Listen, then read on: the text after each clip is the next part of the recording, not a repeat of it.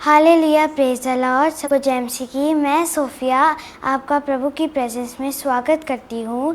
आज मैं बाइबल के एक हीरो डैनियल की कहानी के बारे में बताने जा रही हूँ कि डैनियल एक ऐसा परमेश्वर का दास था जो अपने विश्वास और अपने प्रार्थना के रूप में जाना जाता था। डैनियल को प्रार्थना करना बहुत पसंद था और वह दिन में 3 बार प्रार्थना करता था और वह बुद्धिमान भी था, इसलिए बेबीलोन के राजा ने उसे बेबीलोन का प्रधान बनाया और वह राजा के दरबार में रहने लगा।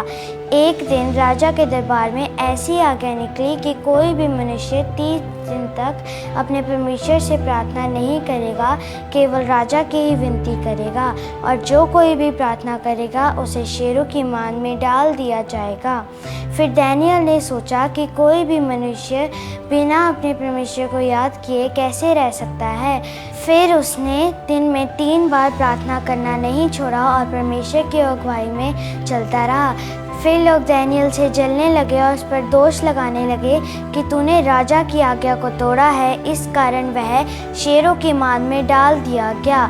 फिर डैनियल से कहा कि जिस परमेश्वर की तू उपासना करता है वही तुझे शेरों की मान से बचाए। फिर इस प्रकार परमेश्वर ने स्वर्गदूत भेजकर अपने दास डैनियल की रक्षा की और शेरों के मुंह को बंद कर दिया और उसकी कुछ हानि नहीं हुई, क्योंकि उसका जीवन प्रार्थना का जीवन था और परमेश्वर प्रार्थना करने वालों के पास रहता है और उनकी प्रार्थना को सुनता है। लेकिन जिन लोगों ने डैनियल पर दोष लगाया वह शेरों की मान में डाल दिए गए। हमारे परमेश्वर कितने महान हैं। वह अपने बच्चों की हमेशा रक्षा करते हैं और उन्हें शेरों के मुंह से और हर विपत्ति से बचाते हैं। परमेश्वर कहते हैं, मैं ना तुझे छोड़ूंगा ना त्यागूंगा।